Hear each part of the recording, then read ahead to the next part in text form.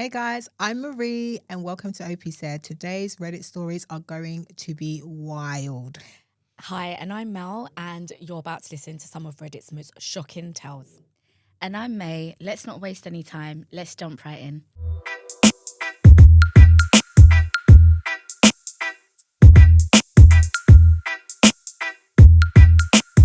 Okay, let's jump into it. This story comes from Cheating Stories. Caught my partner cheating, but their excuse was unbelievable. I never thought I'd be one of those people writing about infidelity, but here I am. I, 28 male, have been with my partner, 26 female, for 5 years. I thought we had a great relationship, good communication, shared goals, and what I thought was mutual respect. Turns out I was wrong. A couple of weeks ago, I noticed she was being weird with her phone. She never used to be secretive, but now it was either glued to her hand, flipped over on the table, or tucked away in her bag.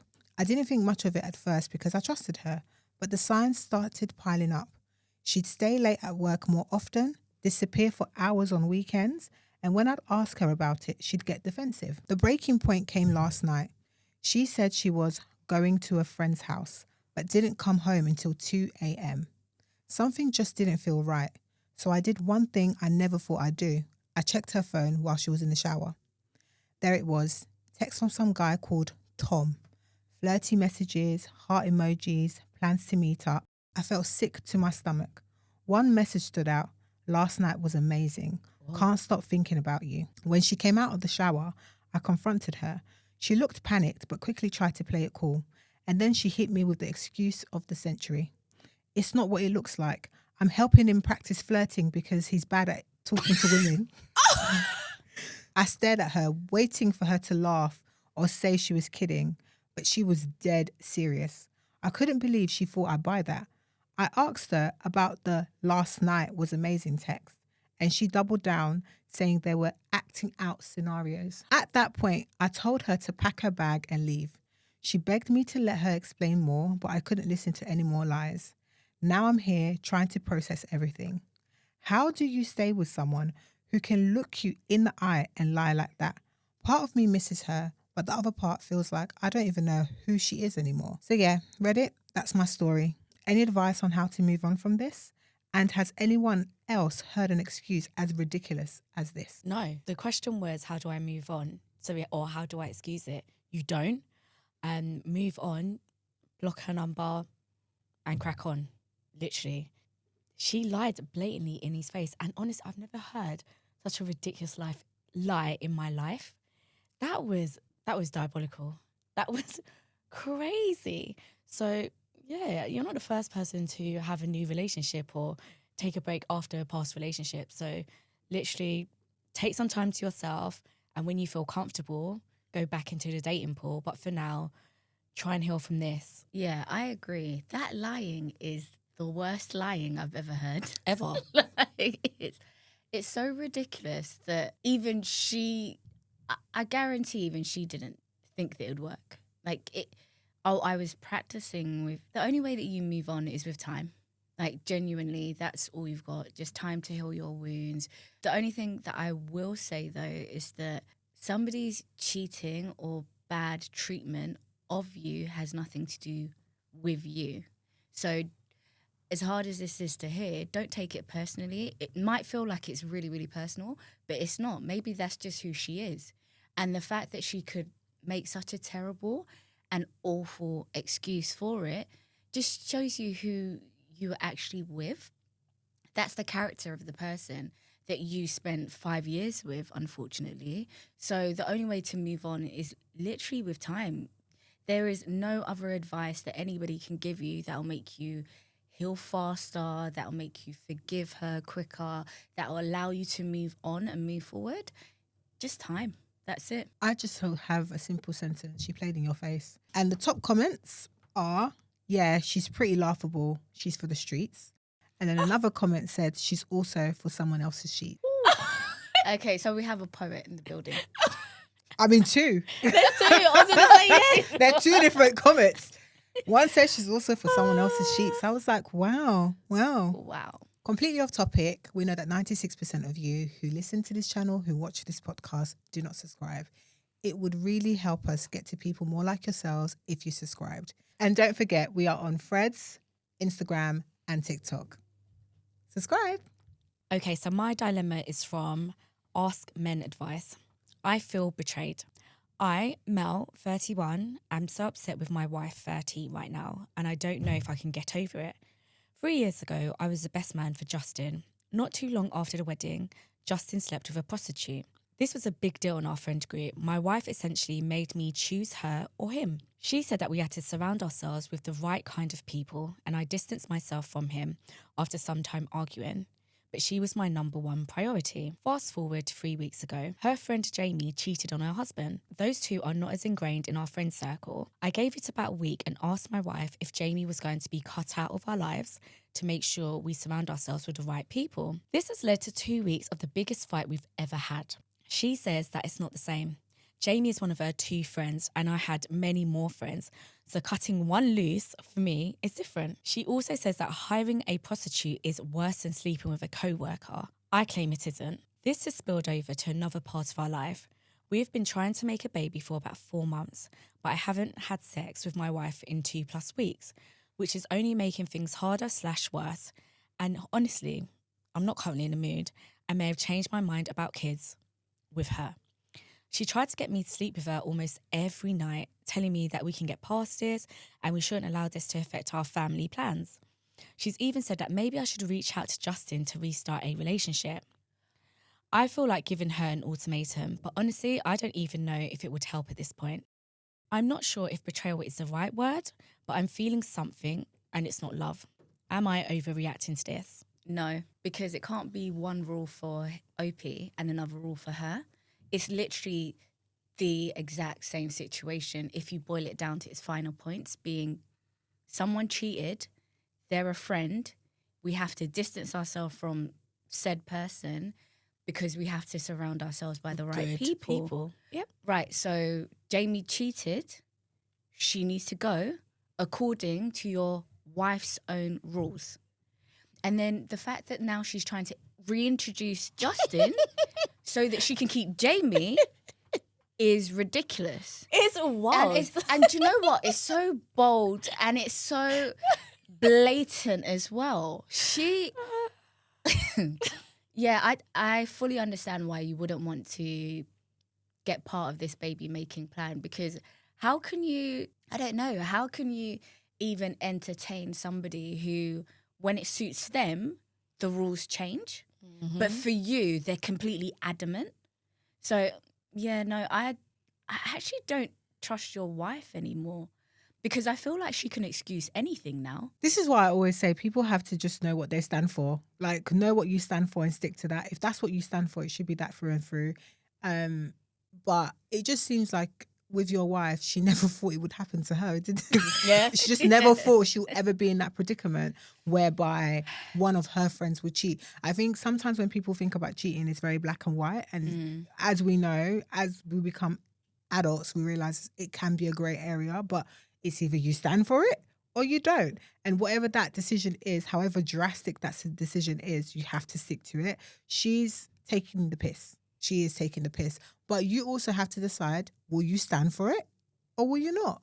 So if you do want to reach out to Justin, you can do. But then going forward, you have to make sure that if there's any other situation like this, you can be like, well, no, this is what I stand for. I'm not going to go with what you say because your word doesn't mean anything. It's wishy-washy. Or you can decide if you actually want to be with your wife. I don't think it's a breakup worthy offense, but it is something that you might need to go into therapy for in terms of like how to rebuild that trust between the two of you, because you're definitely feeling away to the point that you don't even want to make a baby with her. So yeah, I think it's something that's going to have to be communicated, but rest assured she's not stopping her friendship with Jamie. And it's now, what are you going to do about it? She's a hypocrite. Yeah, big and simple. Honestly, she's a hypocrite. It's one more for you and another for her. And Marie said, in her opinion, it's not break-worthy justifications. I think it is. Breakup, sorry. And Marie said it's not a breakup justification. I totally disagree. in these kind of situations, let you know what someone's core principles are, what they stand on or what they don't stand on. And also it gives you insight into how they will react to certain situations going forward. And the reason why I think it's worthy of a breakup is because she shows you that she's a hypocrite. It's literally one rule for her. And she shows you when she'll use lies, not lies. She'll use any justification in order to justify how she moves compared to how she wants you to move. And that's not okay. And the thing is, they are obviously planning for a baby. Like, it's one way to live like that, but then wait, so you're going to pass on your nonsense to our kid as well. When it comes to any kind of union, especially making kids, I think you really should take into consideration people's character and morals. And this shows you, well, for me anyway, that it isn't good, that this isn't necessarily a great person. And I would definitely be just as wary as OP is in terms of having a family with her. But like Marie said, it depends on how big the situation is for you. For me, it would be big because, no, we're not doing this. Like, it starts off now. And my thing, as you all know, I always say it only gets worse. The first time, no, seriously, the first time you let something slide, yeah, the next time it's going to be something bigger and different. So therefore, it's like, okay, what next? So, yeah, I think the wife is a wrong one.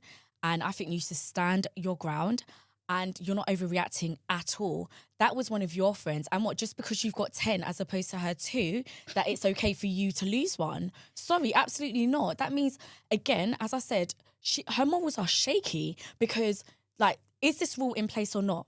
It doesn't matter whether you got 10, 20 or 2 friends. Yeah, but this is where I say the first time it happened, it clearly didn't matter to him as much because he let it go.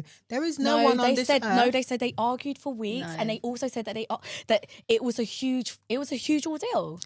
The reason why I'm saying that is because there's no way I could say to Terry, you can't do this and it's gonna fly. If that's what he stands for. If he cares about his friend, there's nothing I can say. We can sit down and talk about it all day. We're going to have to come to a compromise, which is probably going to be in his favour because I can't control what he's doing. He let himself be controlled. He's a grown-ass man. I know, but for the sake of relationships, Marie, honestly, yeah, and even I yourself, understand we that. let a lot of things go. I understand that. I haven't in this relationship. For peace, most people do. Honestly, they do compromise. Which is why I say you need to go to a therapist and then have your boundaries set.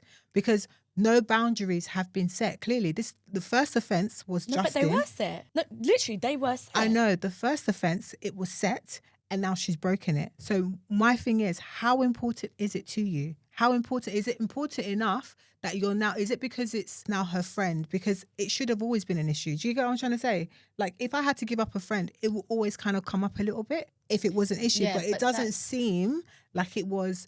He thought he was on a fair playing ground. He's not. So now you have to decide what do you stand for? Do you want to go forward or do you not? That's my thing. It's like, it's your decision at the end of the day.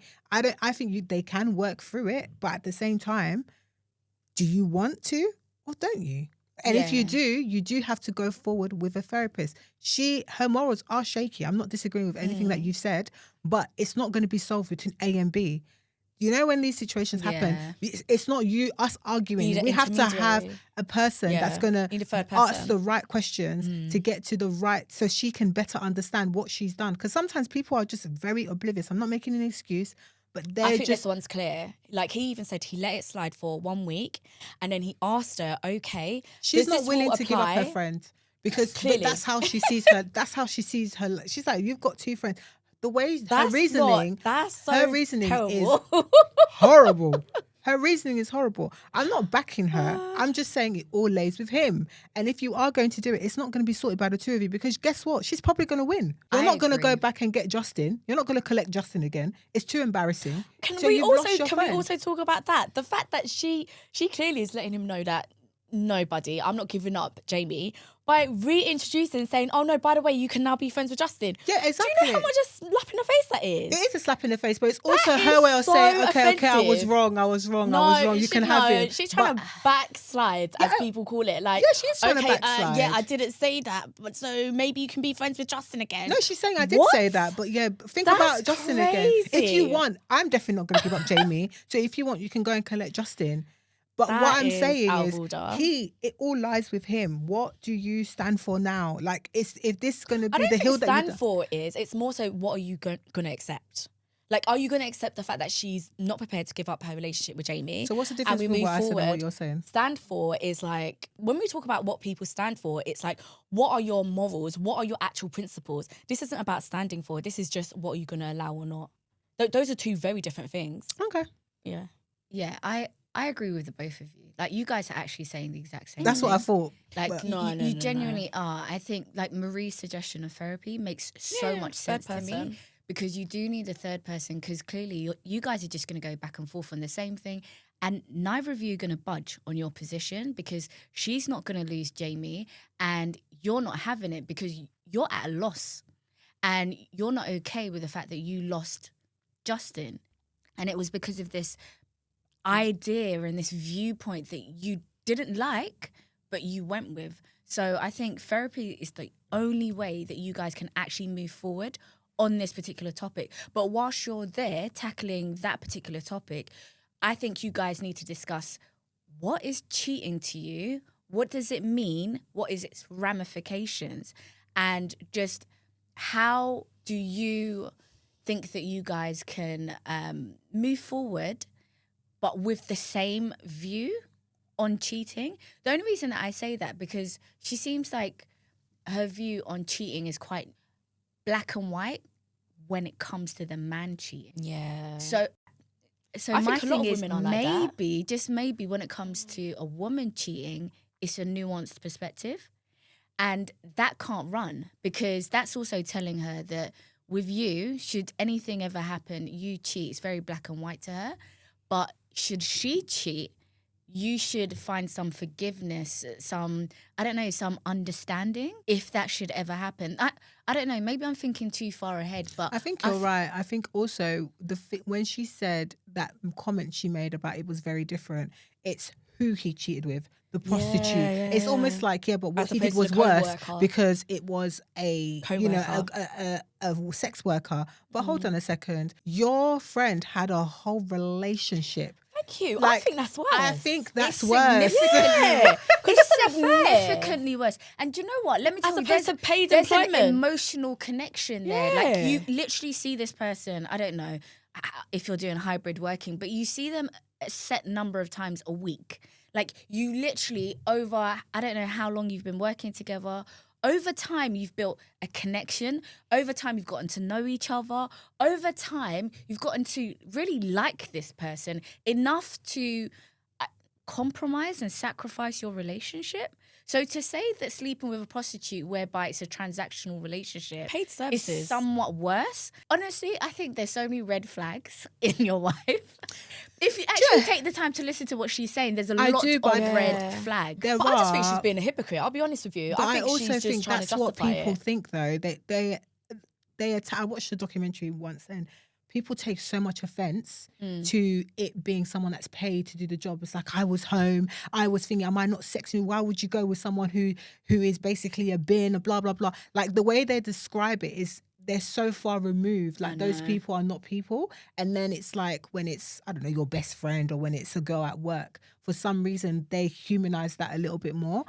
But we see that with Criminal Minds, don't we? Like, the amount of murders that take place of high-risk prostitutes, because they're not valued. Yeah. They're literally just not valued. But if you say, oh, he cheated on her with Gracie, 34, mum of 2, suddenly her value is significantly higher than they're not seen somebody as who's humans. a prostitute. There's an acronym, isn't it? An SVU. And high they call risk. it... High No, risk. that's Criminal Minds. In SVU, there's an acronym and they call it non-people. They call prostitutes. Do you remember? Yeah. Yeah, like, that's how little value that people have of prostitutes, even though they're people, they're just working. Yeah. So I think there's a certain way that she views that, and that is attached to how she sees the cheating.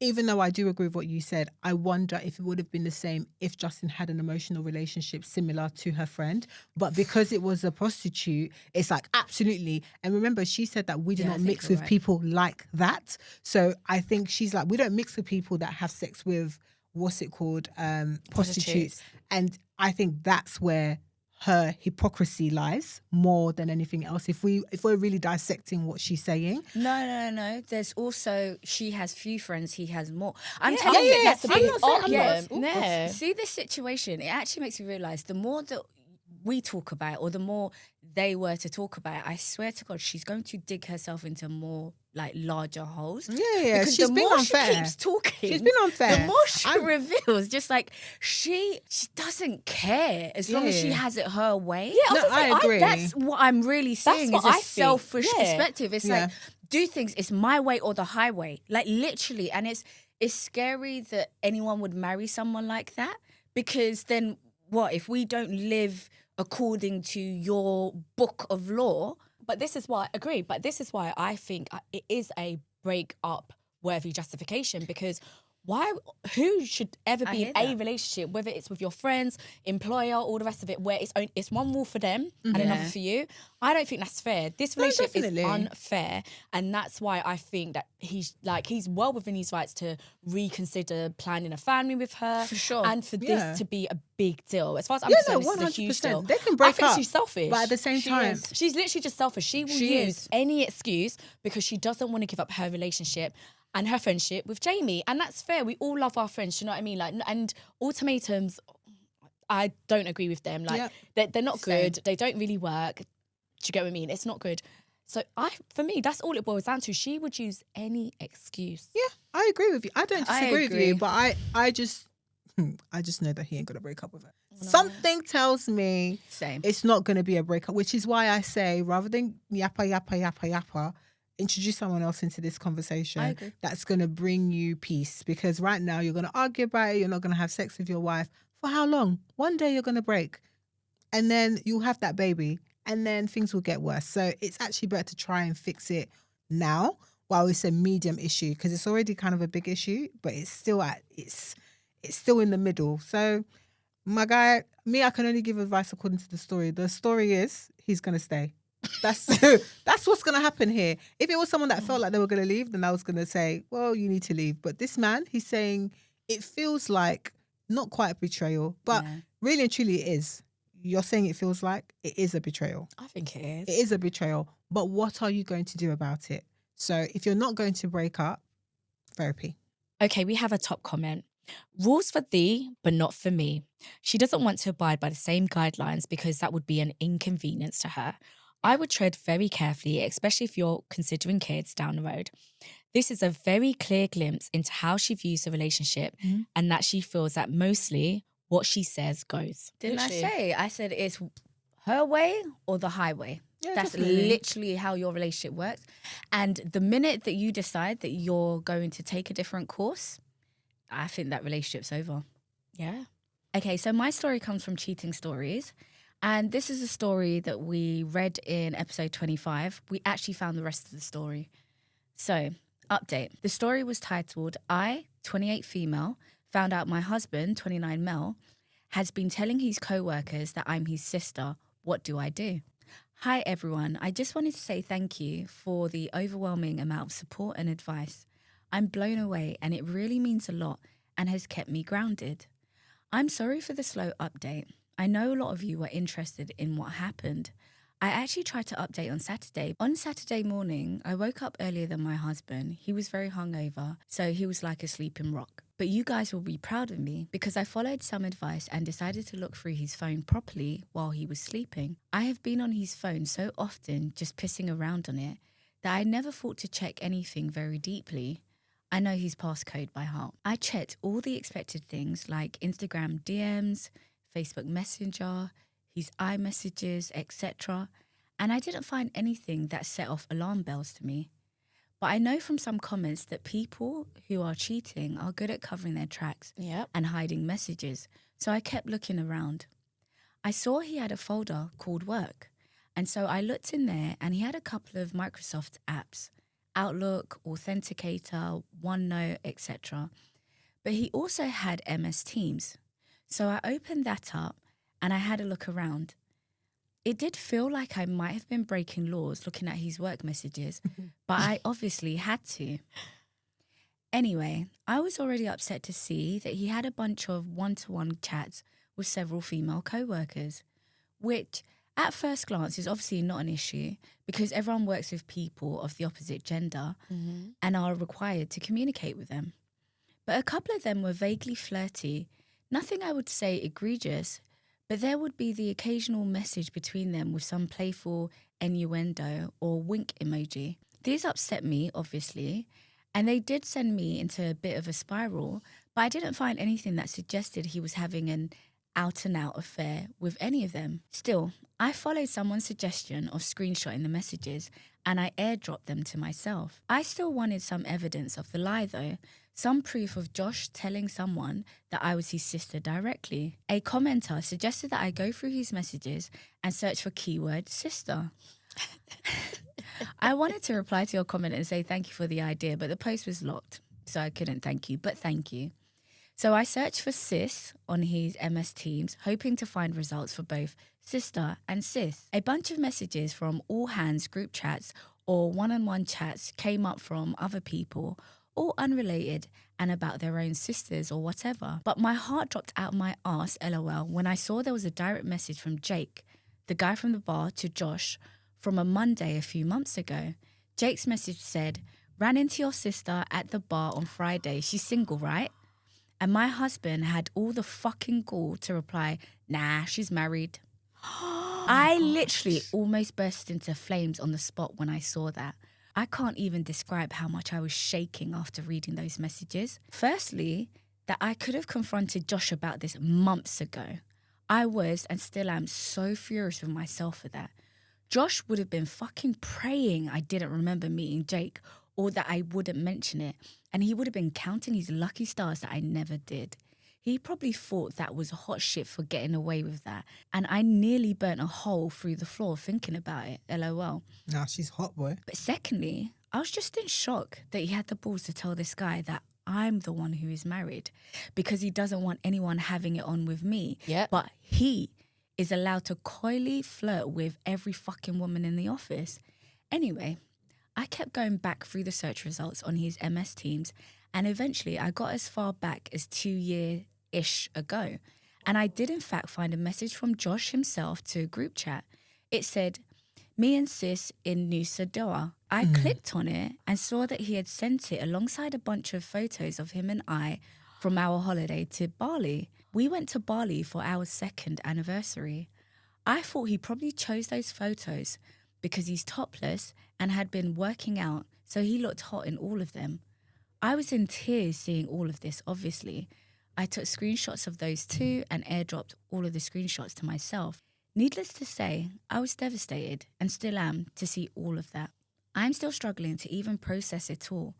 But that all happened on Saturday morning and I immediately took myself to my friend's house. I'll call her Sophie. I went to her place to cry it out and show her what I found, and she was extremely supportive and probably more furious than me, LOL. At around 1:30 p.m, I got a phone call from Josh, and I hung it up immediately. He sent me a few messages along the lines of, "Where are you, baby? I'm ordering food, want some? Sad to not wake up next to you, sad face." Guys, I have to reiterate how much I loved this man and how fucking heart-wrenching it was to see him still acting like nothing had gone wrong. It took so much willpower to not just pretend none of it had ever happened and go home to him. I know a lot of you will yell at me and accuse me of being terrified of confronting him about this, which is not true. Please have some empathy. It takes me time to process my emotions, and I wouldn't have been able to form a sentence if I had tried to confront him immediately after seeing those messages. I needed some time away with Sophie to recollect myself, and so I stayed the night at her place. She ordered us Chinese, and she helped me plan how I would confront him. I got a bunch more texts and calls from him as the evening progressed, and I eventually put my phone on Do Not Disturb. Sunday morning, I woke up feeling more angry than sad, so I opened my phone and finally replied to his messages. Come home now, need to talk. I kept it cryptic to make him squirm, to be honest. Good. Because I am fraught with emotions, I can't remember the entire conversation word for word, but I'll try to replay it as best as I can. Long story short, I got home and he tried to hug me, but I refused him and we just stood in the kitchen. I did confront him like someone suggested. I just said, "Why have you been telling your coworkers I'm your sister?" I wish it would have been like a movie scene where the colour drained from his face or he immediately looked like a deer in headlights, but he didn't. It was like he'd been girding himself for this confrontation for a while because he just frowned at me and looked flabbergasted. He just said, "Huh?" This made me so angry. How are you going to pretend to be stupid after 3 years of lying? I basically said, "Don't play fucking dumb. 2 of your co-workers have greeted me as your sister and I have proof of you telling them. And I know you're pretending to be single." Essentially, I asked him what he had said for himself. He still played stupid. He became moderately defensive and just kept saying, "I don't know what you're talking about," or "Why would I lie about you?" I cannot describe how furious I was at this point, but I was in tears. I always cry when I'm angry. So he was just trying to comfort me as if I was having some kind of irrational breakdown. I showed him the screenshot of his message saying, "Me and sis," and I said something like, "You tell me." He just said, "I don't know what I'm looking at and I'm confused." I got so angry that I left again and went back to Sophie's because it felt like a dead-end road. I didn't think I was going to have to get him to admit to anything, and I was just getting so furious I couldn't continue. He was really upset and in tears, which to me was evidence that he knew he was lying and that he was going to have to come up with some explanation. He tried to get me to stay, but I told him that until you have something to say for yourself, we've got nothing to talk about. At like 8:30-ish, he called me again and I did pick up. He basically asked for us to talk and he said he had some things to say. So I went back to our apartment. He had written out a bunch of stuff on a piece of paper as if he had prepared a speech and sat me down on the couch. He asked me not to say anything while he was explaining himself. I'll write down the gist of what he said in bullet points. He started by apologizing relentlessly and admitting that he pretended to be stupid before because he couldn't immediately think of something to say for himself. You mean lie? He said that immediately after he started his job, he realized the atmosphere was like a frat house. All of his team members were guys in their 20s and 30s that were single and fuckboys, his words. He noticed that the one guy in their team that was married would either get picked on or essentially excluded from any and all social interactions. That included getting lunch, inside jokes, going out on Friday, etc. And he admitted that he was desperate to fit in with them. He hated feeling like fresh meat. So he was scared that saying that he was married would alienate him from his co-workers. And at first, just never mentioned that he was married. He said he did wear his wedding ring and that they just never pointed it out. A few months in, they were all out drinking after work. He admitted that after one of his workmates saw pictures of him and I on his lock screen, they asked him who I was. And in a moment of panic, he said, "My sister." He was really apologetic at this point and he was crying a lot. He couldn't even look at me and was just reading what he had written down. Anyway, he said that from then he basically dug himself a deeper and deeper grave because they kept grilling him about me and wanting to see more pictures of me. He said that he had let it go on too long and that he didn't have the balls to admit to the lie. They would always bring me up and ask shit like, "Did you give her my number yet?" Or joke that they had slept with me, etc. So when he got that message from Jake, he essentially thought it was just him taking the piss, that he didn't like the jokes they were making about me and said that I was married in the hopes they would stop. They didn't. He said that this wasn't the first time he told them I was married. In fact, he had said so pretty much immediately after saying I was his sister. He said that those pictures of us in Nusa Dua were the only pictures that he'd purposely sent them and deliberately lied about. After what he called an endless barrage of pestering from his colleagues to share the pics from his holiday, he said he was really ashamed that he did that. He told me that he had never had an affair or even considered it, that the messages between him and his female colleagues were banter, and that it was commonplace to talk to people like that in the office. He also said he knows how disgusting it is and he is embarrassed to have been acting like a fuckboy. Again, his word. He concluded his speech by apologising again and said that he was disgusted with himself and ashamed that he'd lied for so long and felt like he had trapped himself and that he couldn't find a way to get himself out. He said he knows he could have confessed the truth to either his co-workers or to me at any point, but that he didn't because he was a coward. He said that he'll confess to his entire office that he lied and that I am his wife and not his sister if I want him to. He said that he'll quit his job without a word if it would make me feel better and that he hopes I can forgive him, but he understands if I can't. Anyway, I couldn't really think of anything to say at that point. He went to lock himself in the bathroom and I just sat on the couch crying. I still don't know if I can trust what he said, and a lie that extreme is just baffling to me. If he can lie like that for so long, what else could he be lying about? But his explanation and apologies seemed so genuine and sincere. Supposed to. And I guess to an extent, what he said is believable.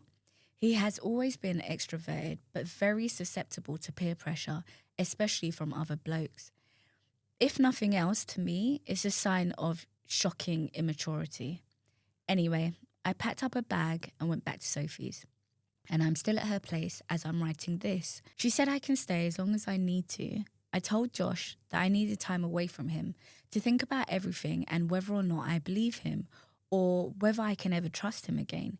He told me to take as long as I needed and that he will still be here if or when I get back. He said, even if it takes a year. Right now, nothing feels real.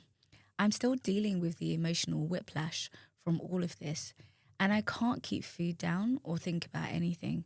I've taken a day off work and Josh told me he's going to take off the whole week. Sophie and my other friends have told me not to make a decision on anything until my head is clear. I spoke to my parents this morning and my mum says it's just a bump in the road, but she and my dad adore Josh, so they're pretty biased, LOL. That's where I am right now. I'll take some time before I consider my next steps. I can't say whether I'm leaning towards forgiveness or divorce, but those are really the only options. I kind of feel lost in a void at the moment. That's probably the best way to describe this, just emptiness. Thanks again for all of your advice and support. I'm truly so grateful. And having a place to write down all of my thoughts has been helpful to get my mind a little clearer. This will be my last update, unless I make an edit to clear things up. All the best. I've got so many thoughts. That was a really long post. So there were like so many things in there that I shook my head at. I sighed. I thought, what the fuck? Do you know what? I really hate performative acts. If you have to tell someone, or if someone tells you, I will do this if you want, it tells me you don't want to do that. And you're only doing it because you feel you have to. Like, that's not your line of thinking. She also said towards the end of that he's susceptible to peer pressure. Big man, what? You're a full-grown adult. In fact, you are a married man. You are the head of your little family. What? Peer pressure? Do you know what it is? For me, I don't think it's healthy to be in an environment where you can't be yourself anyway. That is one thing. Obviously, that's outside of his control. However, he has a duty to be himself and also not to lie about his life and his wife. Like, there's one thing, and I always say this, one thing being private and another thing being secretive. And why was he okay lying about his wife? Like, and if you feel that way, just be single. Like, why do you have to stay in this environment? Maybe stay there for a little while, but why are you still there if you're still lying about your wife? It clearly, he's okay with it. After a while, it's been 2-3 years. I don't get it. I don't think that's okay. I don't think that's okay. I know there are some toxic places where, I don't know, you have to play this kind of role and you have to accept certain things. But if your wife really means that much to you, I don't think you should be okay with lying for the sake of getting on with your workmates, especially just purely more so in a social capacity. He didn't say it's affecting his professional capacity and professional relationships. He actually just talked about more so the social bit. So yeah, all of that just doesn't sit well with me. I still don't think it's acceptable for him to be lying about his wife like that. This lie's gone on way too long.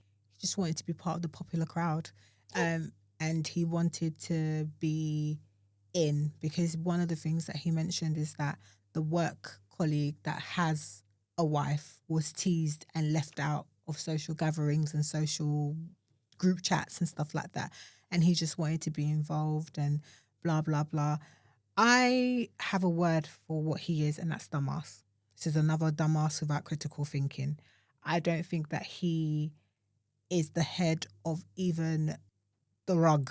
He cannot be the leader of your household. He's not even your co-partner because he's quite weak. But again, you get to decide if you want to stay with this person or not. From her thought process, like she said, this was like quite a while ago. I can see that she's very much 50-50. I think the confession has swayed her a little bit. I think she seems relieved that it's not actual cheating. I think she seems relieved that it's more so his personality that lacks growth, so immature. But for me, straight up no, because you're not even sticking up for me. I'm your wife, but you can't tell people I'm your wife because you want to be popular. So what would have happened if it was me and you, him and her, in a social gathering and they had come across his friends? Would he have lied in front of her as well?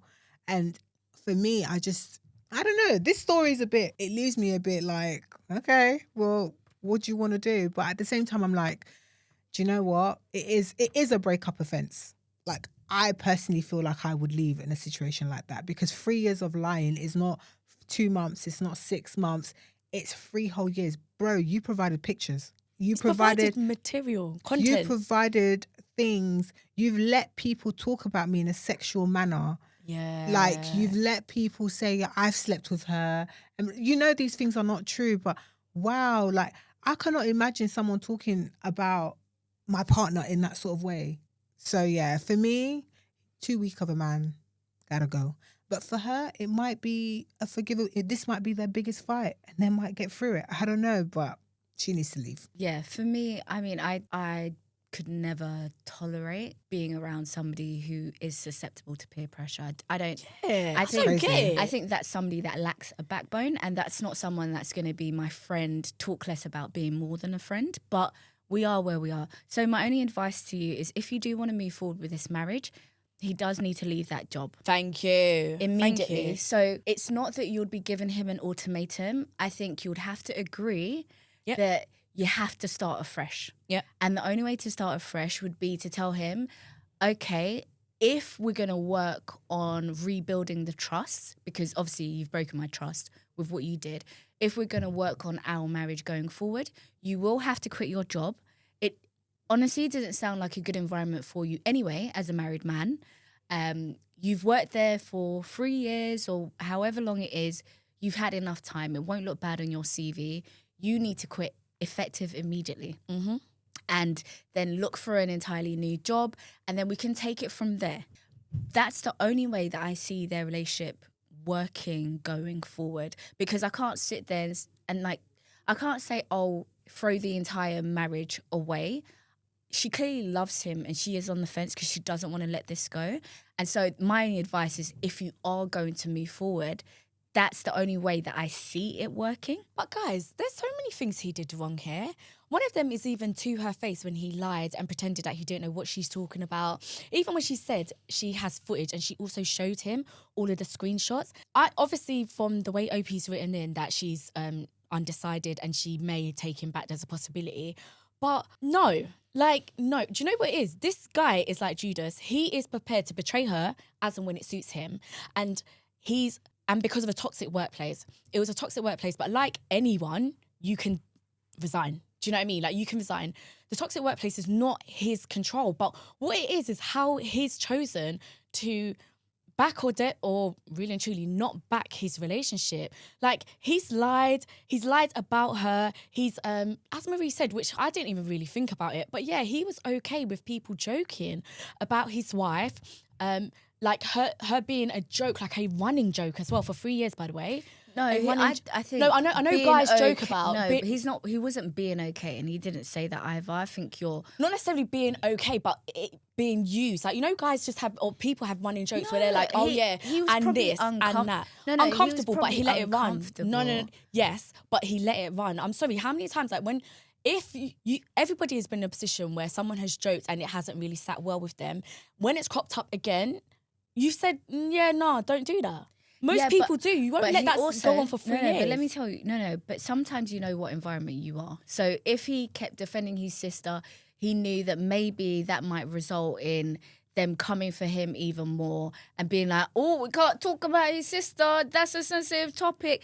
When you're dealing with fuckboys and essentially just really immature human beings, anything can trigger something being a big deal. That's and true. So it makes them talk about it more. So maybe his way of dealing with it was to say less and just be uncomfortable. So I'm not here justifying. I hear that, but that's... Listen, no, I'm not here justifying what he's doing. But I'm just saying, like, honestly, OP is giving me vibes that she doesn't want this marriage to end. And so the only way would be quit that job, get into therapy, and talk it through. That's literally it. What a pair, man. One is socially awkward, the other socially gives in. So craziness. But at the end of the day, like you said, everyone around her as well is like, yeah, give it time. I think her friends are correct. Definitely think on it. Her friend Sophie was like angry and furious. Yeah, but she did say think about it in the end. Yeah, with a clear and her head parents are biased because they love him. So if the environment is supportive, it's very hard to then be like, I'm going to do this. And she clearly loves him. So this is why I say the tone of the story normally gives the tone of the advice. So personally, I'll be gone. But it sounds like you want to stay. So yeah, what May said is correct. You need to leave that job ASAP, Rocky. You need to make sure that you have boundaries in place for a next time he's in that sort of environment. If he finds himself in another job, because I'm sure he's going to go into another job that might have that sort of crowd there. So what's going to happen when he gets there? Are you to be introduced straight away as the wife? Is that what's going to be make you feel comfortable? But all of those boundaries and rules have to be put in place so that you can rebuild the trust. Hey, that's that. So my story is from Am I the Arsehole? Am I the arsehole for publicly telling my ex-worker that I don't like them? I, 32, female, ran into an ex-worker, Sarah, 31, female, at a bar while I was out with friends celebrating my birthday. We worked together for 2 years at a fast food restaurant. I left this job in January 2025. She was a shift lead and I've never liked her. I didn't like her management style or her personality. She came up to me at the bar and we had a 10-ish minute conversation. I thought it was cordial and polite. She was mostly asking me questions about my new job. She asked if I could recommend her for a job at my new company. Absolutely not. I got a job at a call centre. Nothing glamorous. I told her that I wasn't comfortable with that. She brushed it off with a bad joke. I ended the conversation and walked to the table my friends were at, and Sarah followed me. I didn't notice until I got to the table and she sat down next to me. My friends introduced themselves and I, without thinking, said something along the lines of, I don't like you. Can you please leave? I have autism and I could tell that was not the correct thing to say. Everyone seemed uncomfortable and Sarah was visibly shocked and upset. My friends were shocked and confused. They assumed that Sarah was a friend or someone I invited to the table. They had zero context of who Sarah is. Sarah made a scene and told me that I was a rude bitch and a bunch of other things. She said that I embarrassed her. She embarrassed herself by following me to the table uninvited. And yes, she knew it was my birthday. I do feel bad now and know that I could have formulated a polite response, but she's a former coworker and an unpleasant one. I have many stories about her, but the worst examples is that she made jokes about my autism and deafness multiple times. She is fake nice and her friendship style is bullying people. She has a really icky vibe. I don't know what Sarah wanted from me. I wasn't going to hang out with her, especially not on my birthday. So am I the arsehole for telling her bluntly that I don't like her? No. Okay, the delivery could have been a lot better, but otherwise, no. Why did she follow? You're right. Why did she follow you to the table? That's weird, if nothing else, because that's actually what it sounded like, that she's not actually aware that herself is the bitch and not you. The fact that you said that you were uncomfortable to recommend her in your current job, that should have been the end of the conversation. Yeah, don't Her follow her. following you to your table on your birthday, that's crazy behavior. I don't think that, I mean, yeah, the delivery could have been better, but otherwise it came out of your mouth. What was said, and that's it. Don't give this situation any more thought. Don't give it any more time. She's your ex-coworker. You don't have to consider her feelings ever again. Also, it sounds like she bullied her when she said she spoke about her autism And deafness. and deafness. That's a big bully. Like, you're well within your rights to say you don't like them, and you obviously would not want to see them in your next job or current job and wouldn't recommend them. Absolutely not. But anyway, I'm the kind of person, I've told people to go away and move from my table. Yeah, not on my birthday. I'm here to enjoy life. Do you know what I mean? Enjoy my life as well. So absolutely not. Yeah, same. I've been known to tell people, can you get off, please? Can you Yep.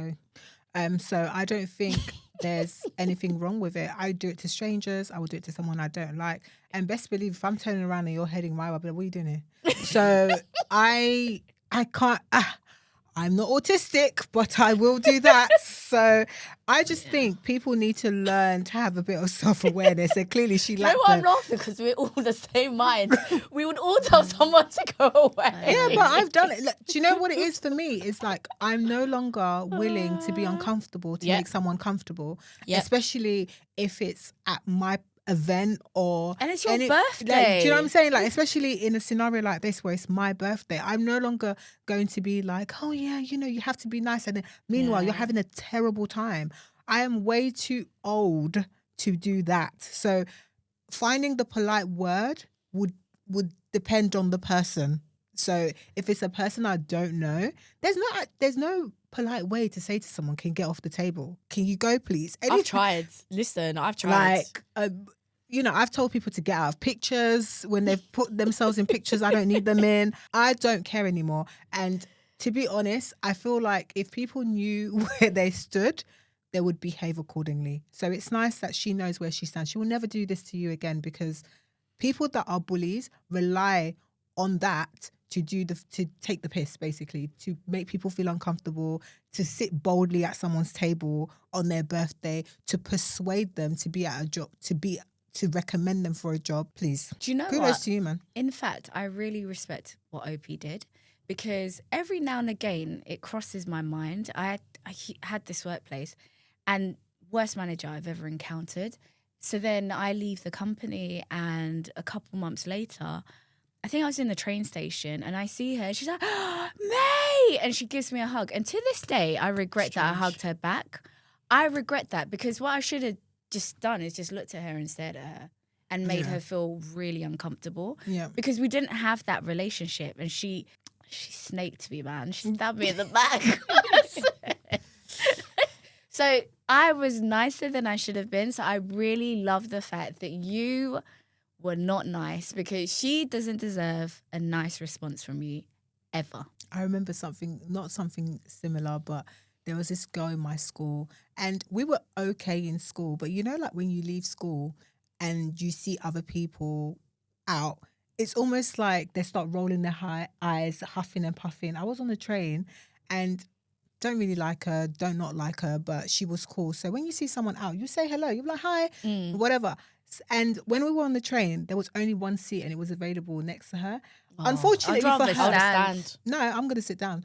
I don't mind being awkward now. So I sat down and I just, I was reading my thing and she was like, oh, you're not going to say hello to me? I said, were you? Why? Did you want to say hello to me? Sorry, are you the queen? I visibly saw you roll your eyes, but you thought I was going to give up that seat. One thing about me, I'm going to sit down. This train doesn't belong to you. No, I'm not going to be uncomfortable. But why did you have to say hello first? A lot of people are like And that. I was like, girl, you're crazy. And then I just went about my business, got off the train, and I saw her again. And when I saw her, I just blanked her, because I was like, we're not going to do this. You don't like me for whatever reason it might be. Or maybe you just, some people when they leave school, they want to disassociate with those people, or like just make it separate. That's fine. We weren't anything anyway. It's not like we're best friends and now it's awkward.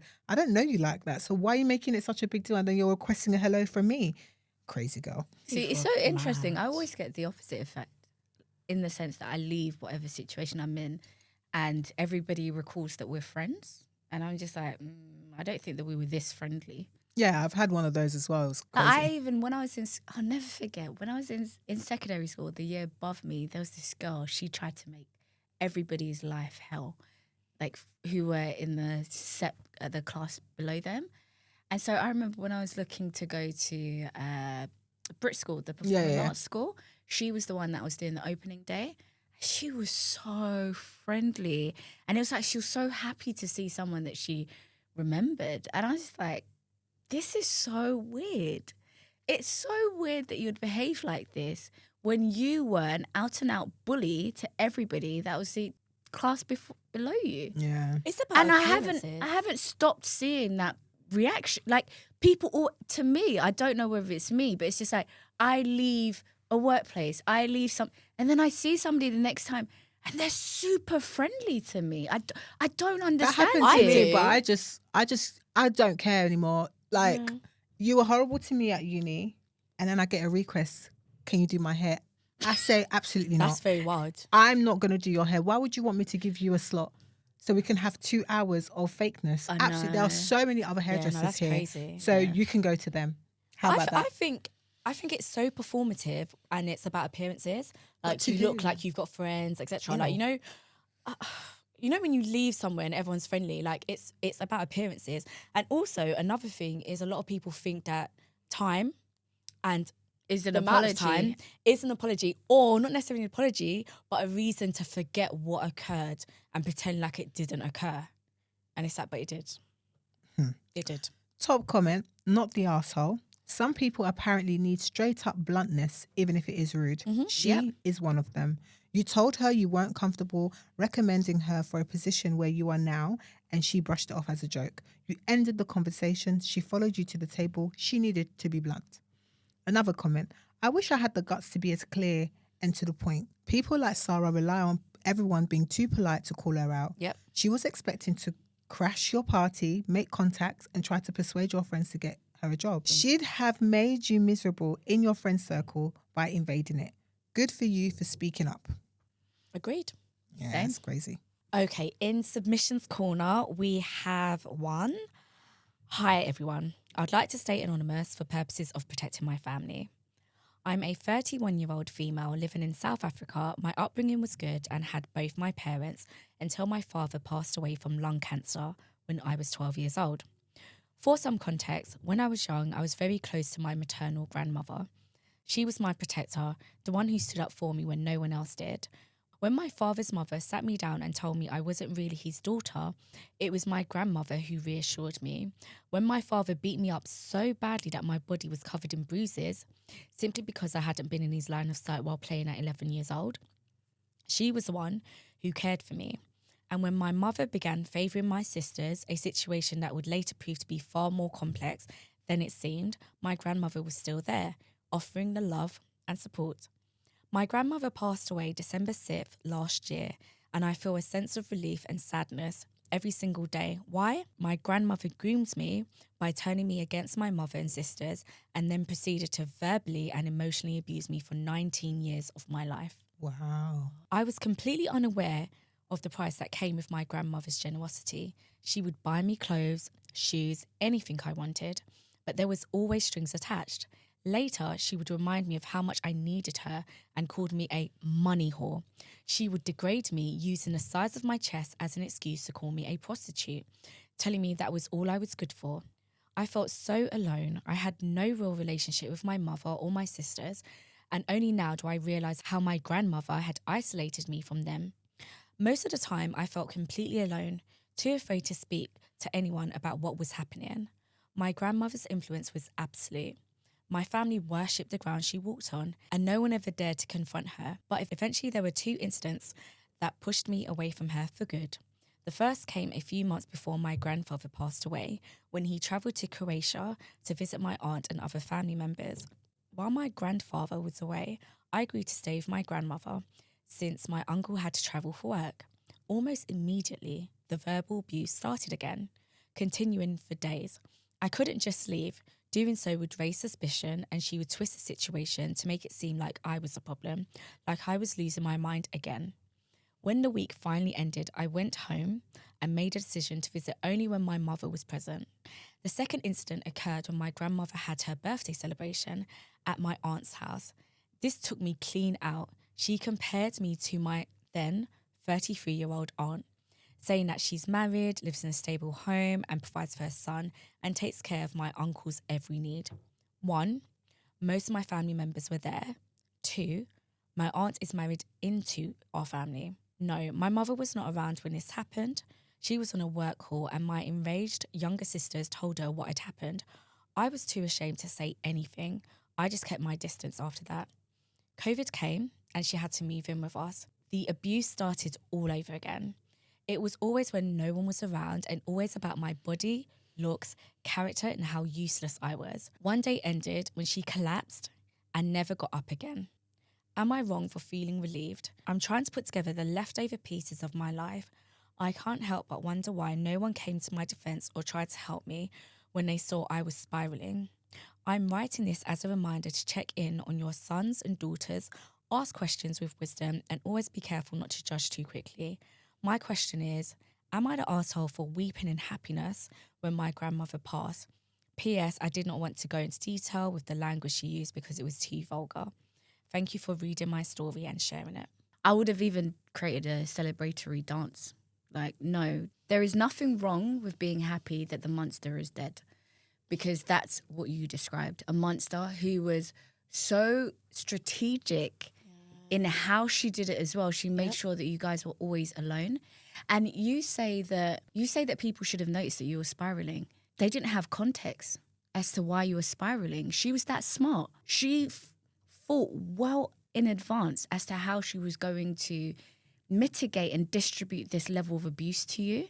So no one was around. So don't punish or don't feel some type of way to those that didn't know. But yes, be happy. Use this as the platform, that moment in your life where everything changes and gets better. Like, be happy. Obviously, be sensitive to other people's grief as well, and don't make it obvious.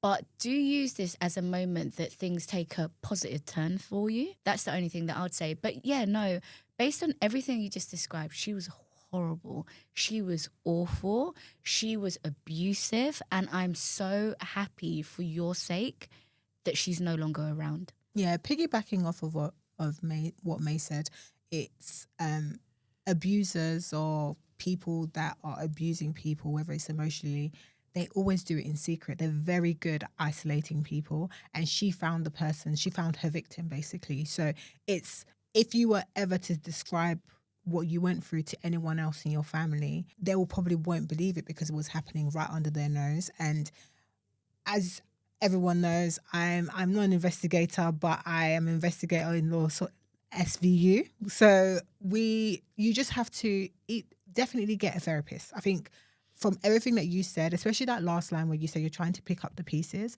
I think you're trying to sort of like understand or come to terms with everything that's happened, which is why you feel relief and why you're also crying because she was your grandmother, but also you didn't like her very much because she was horrible to you. It is worth going to a therapist and having sessions to work through those emotions and come out on the other side. And also, one thing I have learned in the last few years especially, talk to someone within your family or talk to a friend that you trust, because having no one know what's going on, it's a burden. And even if you say it and the person doesn't believe you or whatever it might be, just having said it out loud could open up that healing process for yourself.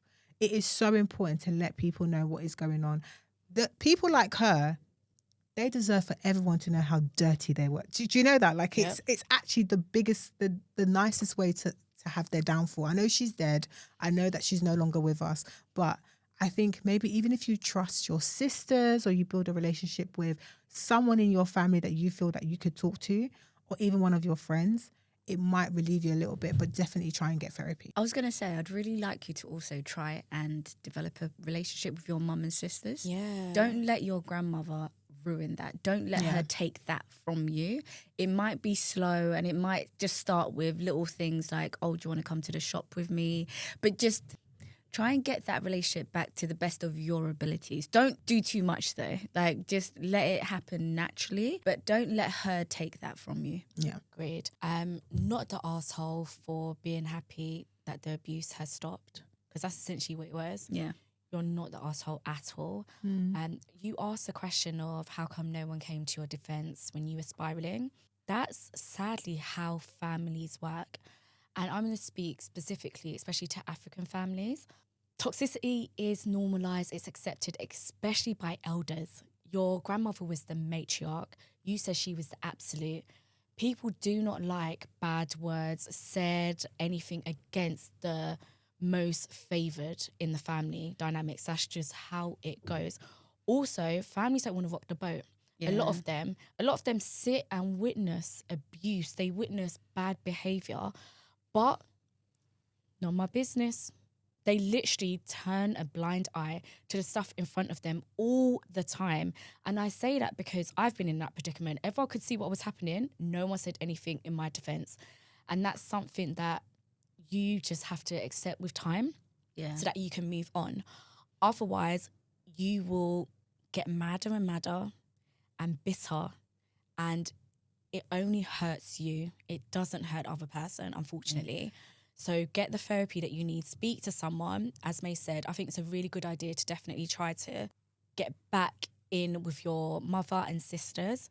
Your younger sisters, you did mention your younger sisters actually saw your grandmother do you dirty. So they do actually have witness. Like they have witness, and they do remember that your grandmother is. It makes no difference. No, I'm not. No, but it will make no difference. No. They would have witnessed, and the older you said they're younger. I don't know by how much. Trust me, it will make sense. I'm not saying that you need to tell them everything, but it's not going to be strange if you ever did say, oh yeah, and grandmother did this, that and the other. So you can always do that. But yeah, just get the help that you need to come to terms with it. And also so that you can stop feeling so bad about it. You're not in the wrong for wanting the abuse to stop. Like, forget that it's your grandmother. If it was a colleague, a boyfriend, a partner abusing you like the way your grandmother did, it's wrong. Wrong is wrong. It's giving ding dong, the witch is dead. And that's fantastic for me. But you know what? I will say, don't try and seek some sort of compassion from your siblings about how your grandmother treated you. I didn't say that. I don't know. Melinda was saying, if you let a few things out, don't even do that. Marie said you can talk to your siblings. Yeah, and I said, okay, and I was even going to say, and I know that Marie was saying, shed some light, expose these people. Let me tell you, it will work against you. It will work against you if they had a positive view of their grandma. You coming in and telling them about but all they these... saw. It doesn't matter, Melinda, because do you know why I say that? And I can say that confidently. We were treated terribly by our stepmom, and our siblings, who are 1 to 2 years younger than us, they were witness. When we came to them and we told them how bad it was for us, they didn't care. They didn't care. That's true. Like, so I'm sitting there and I'm telling you, and it's actually making me so angry and emotional because they didn't care and they were witness to everything. Like, I don't know, we maybe thought that we'd get empathy from them. That didn't happen. It didn't happen. We didn't get any understanding, any empathy, even just agreeing with the things that they saw. They refuse to even acknowledge that. So I'm telling you, please do not go to somebody who you believe witnessed the source of your pain please do not do it. I'm telling you from firsthand experience, it will change nothing. The only thing that you can do is celebrate, be thankful that she's not around, and then slowly rebuild a relationship with your siblings and your mum. But do not bring up your relationship with your grandmother because they had a completely different viewpoint, and they will never, I'll tell you today, they'll never come round to your way of thinking. Yeah. It's so rare that they do. Unless they do. It's not worth that gamble. Yeah. Unless they come to you, that's when I guess, based on May's advice, you can then have that conversation. I said tell a friend. Tell a friend, but just don't tell your siblings because you are going to be so upset. You're going to cry the minute that they don't see things from your perspective. Am I the asshole for not telling my ex about my one night stand while we were separated? So, my 24 female, ex 22 male, and I've been together for almost a year before breaking up in November. The issue stemmed from him snooping through my phone and finding people from my past who I hadn't talked to since before I knew him, along with other extremely sensitive issues. I'll happily go into detail if needed. I didn't see it as a problem at the time because I had no interest in those people anymore and I was deeply in love with him. Our relationship was intense and fast, and I was his first girlfriend.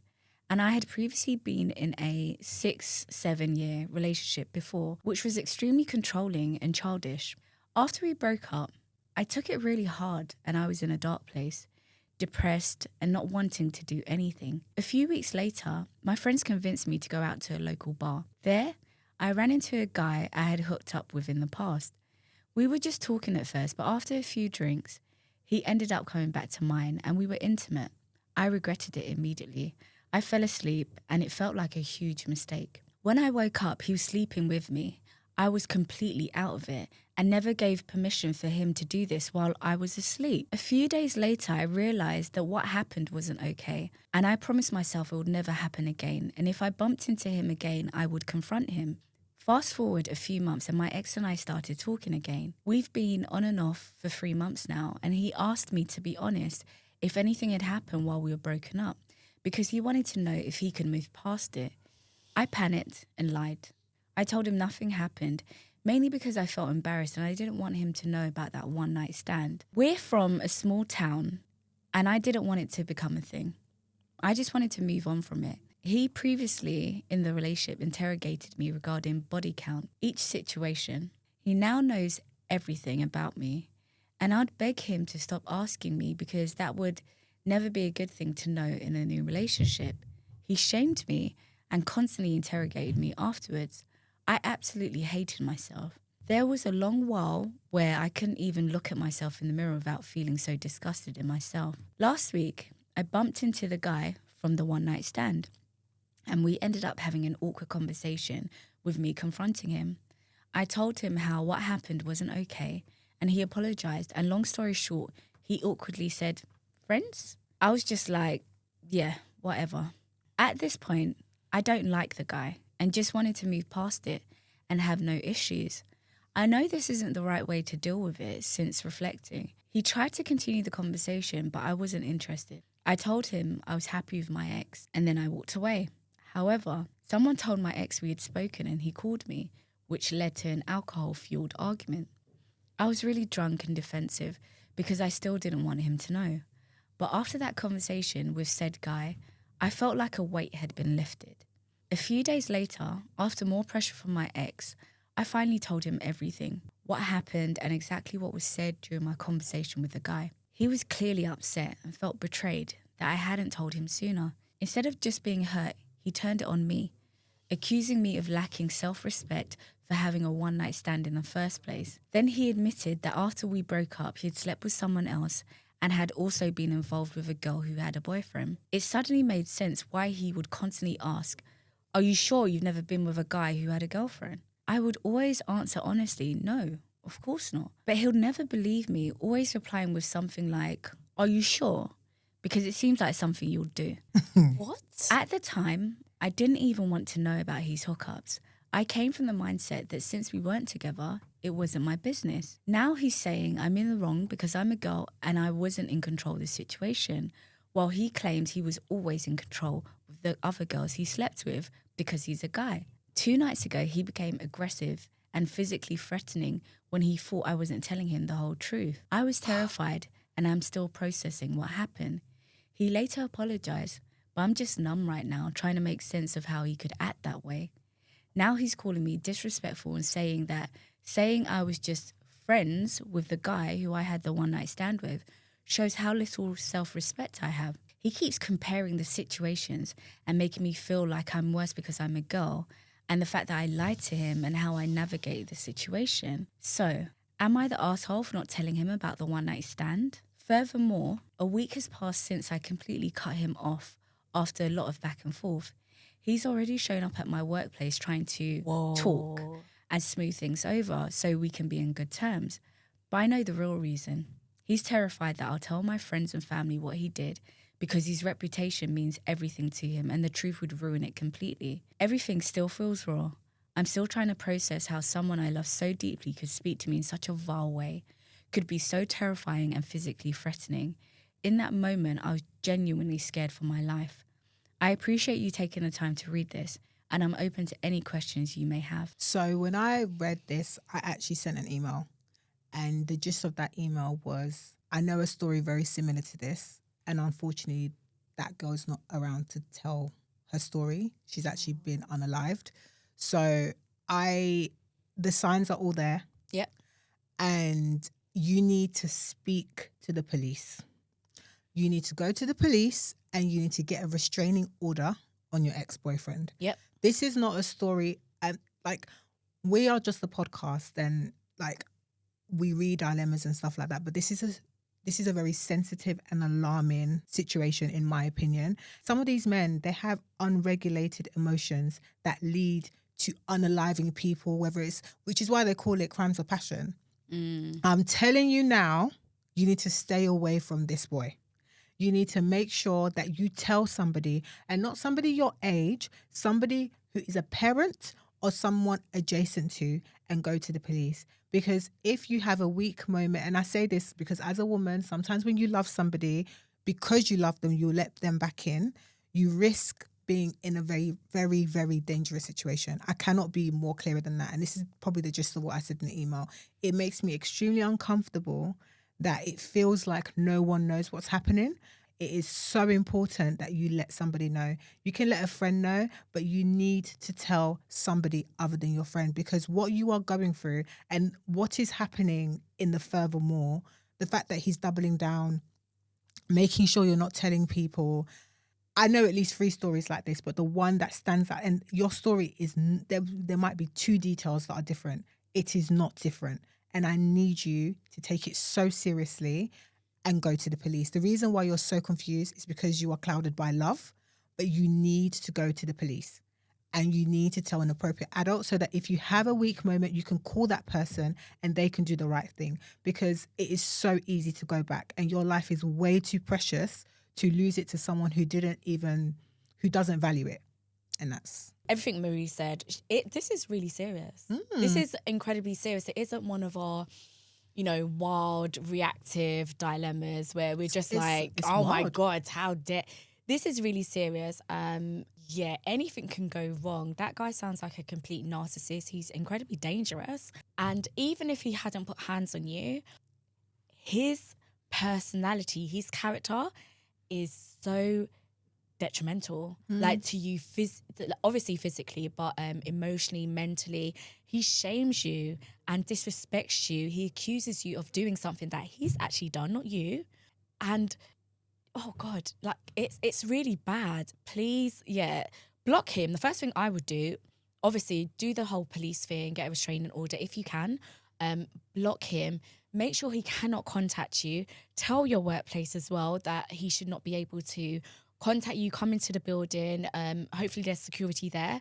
And distance yourself. That person sounds incredibly dangerous, but also he will mentally break you down. The fact that he has multiple times tried to shame you, he wanted to know your body count, and also when you told him about what occurred with that guy, the one night stand, he's got this mentality that what he's ultimately saying is rape is a woman's fault or sexual assault is partly a woman's fault. And that's what he actually said to you. Whether or not you're listening, he's actually said that because he's a man, because he's in control, it's okay for him, but anything that happens to a woman is basically her fault and she should be ashamed, she lacks respect for herself, etc., etc. Sis, do all the necessaries and take care of yourself, but do block him, please. Get away from that guy. Do not get back into a relationship or try and be friends with him. I don't know why he wants to be friends with you. Oh, actually, we do. It's so that you can keep silent about his wrongdoings. Please don't do that. Okay, so I completely agree with Marie. Do go to the police. But when you go to the police, you're going to report 2 people, not 1. Thank you. The focal point of your story is your ex, but you were essayed Mm-hmm. by, and you keep calling it a one-night stand. It was, but what it really is an assault. You were essayed. That's actually the real story of that interaction, that relationship that you had with that guy. And him just saying friends, it scares me. It actually scares me. And I don't think that you're his first victim. And it's by you keeping quiet that he gets to keep doing this to more women. It's true. Please go and report 2 people when you do go to the police. Should you go to the police? Can I I really want you to go to the police. Can by I the just way. also say the way you reacted is really normal. Yeah. He put you in such a situation that you're shocked. You don't know how to respond to that question. What a lot of people do what he did, they try to normalize it. Yeah. And they try to make it feel as though that what they did, it was as a result of a comfortable relationship and interaction that you had. A small misunderstanding. Yeah, It wasn't. and it's like it wasn't. And by him asking you on the spot, that puts you on the spot and you don't know how to react. So it was absolutely fine that you said yes, you agreed with him. That's really common. Don't feel any type of way. You didn't do anything wrong. You didn't know how to react in that moment. Yeah, okay, so then let's go back to your ex. He sounds like an incel. He really sounds like he hates women. It's the verbiage around it's her fault. Yeah. Exactly, Andrew Tate, he said, women have a role to play in sexual assault. This sounds like the same book that your ex is reading. This, like literally for him to say, I'm in control, so no, it's fine. But when you're essayed, it's your fault. It's the exact same verbiage. So I really need you to report your ex to the police, and then I need a restraining order in place because you said he showed up to your workplace.